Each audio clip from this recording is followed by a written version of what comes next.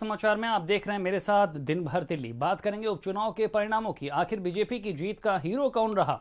Samajwadi party और BSP की कौन सी गलतियां उनके लिए भारी पड़ गई? साथ ही संजय सिंह ने यूपी की राजनीति को लेकर कौन सा बड़ा ऐलान कर दिया है? इसके अलावा दिवाली में कुम्हारों को आपसे क्या उम्मीद है? तो चलिए शुरू करते हैं दिन भर दिल्ली।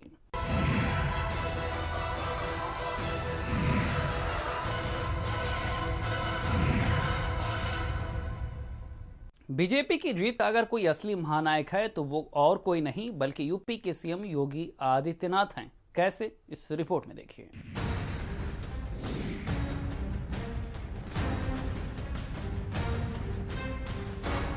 मैदान सजा हुआ था, संग्राम का ऐलान हो चुका था, सबने कमर कस ली थी, हर तरफ चुनावी शोर था। 7 सीटों पर उपचुनाव का संग्राम होना था। प्रत्याशियों के चयन से लेकर सियासी बिसात बिछनी थी और आखिरकार यूपी में उपचुनाव की दंगल का आगाज हुआ, जहां एक तरफ विरोधी सिर्फ ट्विटर पर बयानबाजी कर रहे थे तो दूसरी तरफ योगी की पूरी सेना मैदान में थी। संगठन और बूथ की कमान संभाली प्रदेश अध्यक्ष स्वतंत्र देव सिंह और सुनील बंसल ने। तो सरकार के सारे मंत्रियों की ड्यूटी अलग अलग सीटों पर लगाई गई। किस सीट पर किस नेता से लाभ मिलेगा, किससे नुकसान हो सकता है, इस समीकरण का पूरा ध्यान रखा गया। सीएम योगी ने संभाली प्रचार की कमान। 7 सीटों पर योगी ने की जनसभा। सरकार के मंत्रियों ने भी संभाला मोर्चा। सरकार और संगठन में बेहतरीन सामंजस्य। घर घर पहुंचे प्रदेश स्तरीय नेता। स्वतंत्र देव सिंह लेते रहे हर सीट की रिपोर्ट। बूथ स्तर की रिपोर्ट पहुंची बीजेपी कार्यालय। बीजेपी के कार्यकर्ता जी जान से जुटे। सांसदों ने भी झोंकी ताकत। मैं आदरणीय योगी जी को, हमारे डिप्टी सीएम जी को मैं बधाई देता हूं, आदरणीय सुनील जी को और जो पार्टी के सभी समस्त कार्यकर्ता लगे, जिसके कारण यह परिणाम आया है। और इस परिणाम के आधार पर और बिहार के जीत को भी मैं भारतीय जनता पार्टी की तरफ से आदरणीय मोदी जी, आदरणीय नीतीश जी, आदरणीय नड्डा जी के नेतृत्व में जो रात दिन, आदरणीय संतोष जी भी रात दिन जो बिहार में डेरा डाले पूरी टीम के साथ, आज बिहार का भी रिजल्ट हम लोग देख रहे हैं। इसलिए मैं हृदय से आप सभी को बधाई देता हूं। और आदरणीय प्रदेश अध्यक्ष जी के नेतृत्व में, आदरणीय मुख्यमंत्री जी के नेतृत्व में जिस ढंग से काम किया है, उत्तर प्रदेश की जनता ने आशीर्वाद प्रदान किया। मैं उत्तर प्रदेश के पूरे जनमानस को हृदय से शुभकामनाएं देता हूं, उनका आभार प्रकट करता हूं। बिहार के अंदर भी इतनी जबरदस्त विजय, जिससे के कारण से केवल बिहार ही नहीं पूरा देश खुश है। और यूपी के उपचुनाव का इतना शानदार रिजल्ट, और इस रिजल्ट से कहूं कि एक बहुत बड़ा संदेश है। और जो मुंगेरी लाल के हसीन सपने देख रहे थे, उनके सपने रह जाएंगे। विपक्ष ने जो शोरगुल मचा के एक प्रकार से भारतीय जनता पार्टी सरकार को बदनाम करने की साजिश रची थी, वो असफल हुई और जनता का जो विश्वास जागृत हुआ है, मैं समझता हूँ दिवाली गिफ्ट जो है वो जनता ने भारतीय जनता पार्टी के पक्ष में दिया है। तो क्या 2022 का सेमीफाइनल माना जाए इसको? ये टेलर था, असली पिक्चर 2022 में होगी और पहले ज्यादा बहुमत से बीजेपी जीतेगी। उपचुनाव में मिली जीत को लेकर प्रधानमंत्री नरेंद्र मोदी ने भी सीएम योगी को बधाई दी और कहा कि ये जीत यूपी सरकार को नई ऊर्जा देगी। उपचुनाव में मिली जीत से जहां बीजेपी उत्साहित है तो विरोधियों के खेमे में सन्नाटा पसरा है। ब्यूरो रिपोर्ट, भारत समाचार।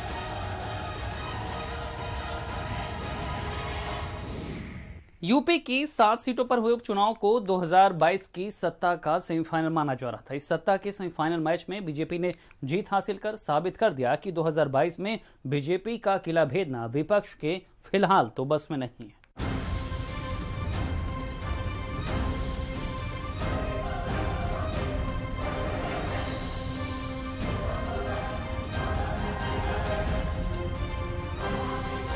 उत्तर प्रदेश में 7 विधानसभा सीटों पर उपचुनाव हुआ, जिसमें बीजेपी, सपा, कांग्रेस और बसपा 2022 के विधानसभा चुनाव के ट्रायल के रूप में ले रहे थे और एक बार फिर से सियासत के मैदान में ट्रायल मैच में बीजेपी ने लीड ले ली।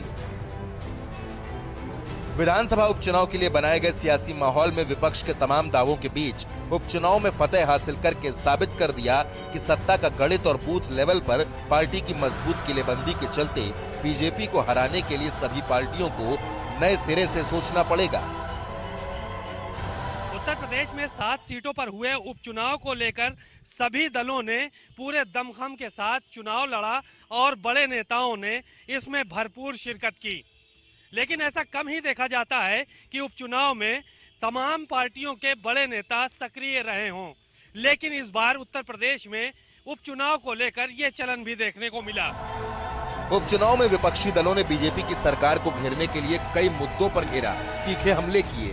चुनाव से पहले कानून व्यवस्था के मुद्दे पर सरकार को घेरने में विपक्ष ने कोई कसर नहीं छोड़ी, तो सरकार को दलित विरोधी और ब्राह्मण विरोधी भी साबित करने की मुहिम चलाई गई।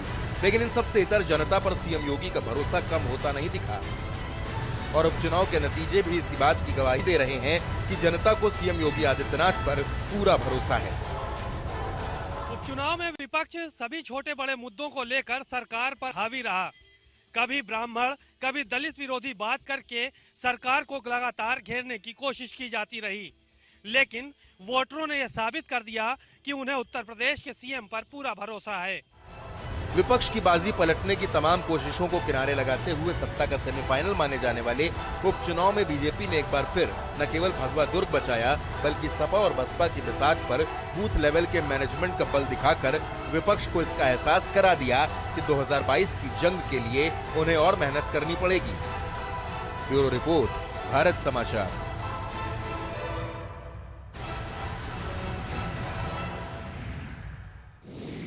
उपचुनाव के दंगल में अखिलेश यादव को 7 में से 6 सीटों पर हार का सामना करना पड़ा। आखिर क्या रही है हार की वजह, इस रिपोर्ट में देखिए।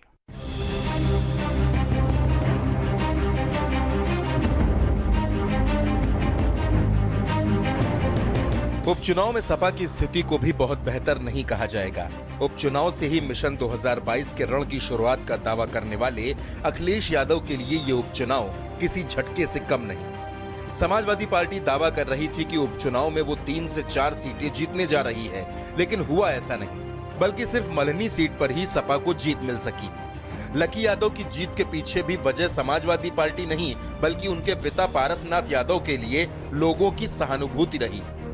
2017 में भी ये सीट सपा की हुई थी।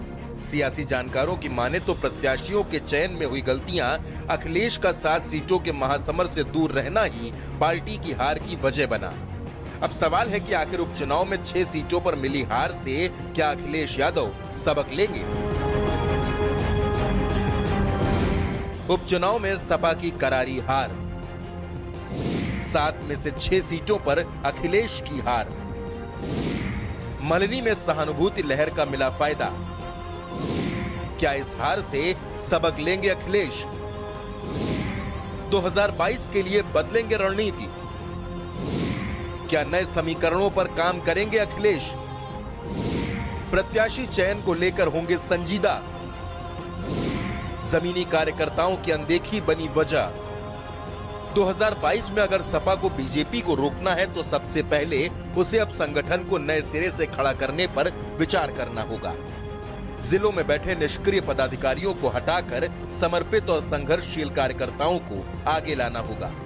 प्रत्याशियों को फाइनल करने में इसी कमरों में बैठे नेताओं की बजाय जमीन पर राजनीति करने वाले नेताओं का फीडबैक लेना होगा। लंबे वक्त से जमीन से दूर अखिलेश यादव को खुद भी अब जमीन पर उतरना पड़ेगा, क्योंकि अगर 2022 में अखिलेश यादव कमबैक चाहते हैं तो उन्हें बीजेपी से टकराने के लिए नई रणनीति बनानी होगी और नए सिरे से नए मुद्दों के साथ सियासत करनी होगी, क्योंकि उपचुनाव की हार ने सपा को इतना सबक तो जरूर दे दिया होगा कि योगी और बीजेपी से वो पुरानी रणनीति के साथ नहीं टकरा सकते। इसलिए अब समाजवादी पार्टी के लिए ये वक्त मंथन और आत्म अवलोकन का है। ब्यूरो रिपोर्ट, भारत समाचार। पहली बार उपचुनाव के दंगल में उतरी मायावती की पार्टी बीएसपी का खाता भी नहीं खुला। रिपोर्ट देखिए।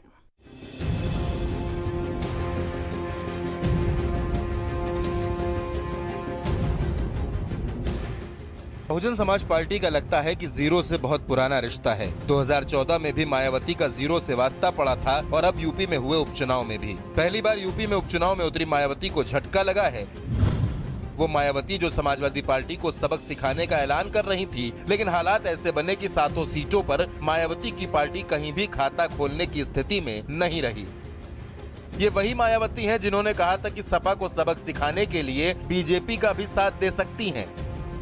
जब यहाँ एमएलसी के चुनाव होंगे तो तब फिर बीएसपी कल की घटना का जैसे को तैसा जवाब देने के लिए इनके उम्मीदवार को हराने के लिए बीजेपी व अन्य किसी भी विरोधी पार्टी के उम्मीदवार को ही अपना वोट क्यों न देना पड़े। मायावती यूं तो कभी उपचुनाव नहीं लड़ती, लेकिन इस बार शायद वो सपा को सबक सिखाने के लिए ही मैदान में उतरी थी। मायावती ने साफ साफ कहा था कि 2019 के लोकसभा चुनाव में सपा से गठबंधन करना उनकी भूल था। सपा की घिनौनी बीएसपी विरोधी राजनीति ही नहीं बल्कि इनका घोर दलित विरोधी चेहरा भी खुलकर प्रदेश व देश की जनता के सामने आ गया है। श्री अखिलेश यादव ने इतना ही नहीं बल्कि इन्होंने बहुजन समाज में समय समय पर जन्मे हमारे महान संतों, गुरुओं व महापुरुषों को भी आदर सम्मान देने की बजाय उनका हर प्रकार से अनादर ही किया है। तो इनको लंबी राजनीति यदि करनी है तो ऐसा कोई गलत काम नहीं करना चाहिए जिससे राजनीतिक क्षेत्र में इनका इमेज खराब हो, क्योंकि जोड़ तोड़ की राजनीति कभी टिकाऊ नहीं होती। अगर इस उपचुनाव में बीएसपी की बात करें तो प्रत्याशियों का ऐलान करने के सिवा बीएसपी ने इस चुनाव में कोई इंटरेस्ट नहीं लिया। मायावती 7 सीटों पर कहीं भी प्रचार के लिए नहीं गई। सोशल मीडिया पर बीएसपी बिल्कुल एक्टिव नहीं है, तो बीएसपी ने चुनाव के लिए सोशल मीडिया पर किसी भी तरह की कोई अपील भी जारी नहीं की। सतीश चंद्र मिश्रा को छोड़ दिया जाए तो बीएसपी का कोई भी नेता मैदान में नहीं दिखा। अगर मायावती चाहती तो 7 सीटों पर एक जनसभा करके अपने प्रत्याशियों के लिए बेहतर माहौल तैयार कर सकती थी। पहली बार उपचुनाव के दंगल में उतरी मायावती को इस उपचुनाव से कोई फायदा नहीं हुआ। ऐसा लगा जैसे मायावती इस चुनाव को लेकर संजीदा थी ही नहीं और इसे महज एक औपचारिकता ही माना। 2022 में सपा, कांग्रेस, भाजपा को रोकने का दावा करने वाली मायावती उपचुनाव में कोई कमाल नहीं कर पाई। 7 सीटों पर उनके प्रत्याशियों का कोई दम नहीं दिखा। ऐसे में मायावती 2022 के रण में कैसे सपा और भाजपा का मुकाबला करेंगी, ये उनके लिए बड़ा सवाल है। बीएसपी की बात करें तो तमाम बड़े चेहरों ने बीएसपी को अलविदा कह दिया। ऊपर से बीजेपी का साथ देने की बात करना भी मायावती को नुकसान कर गया।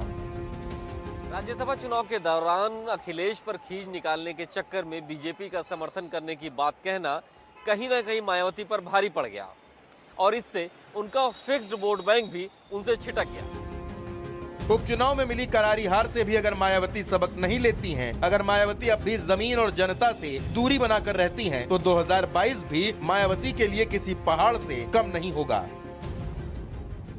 ब्यूरो रिपोर्ट, भारत समाचार।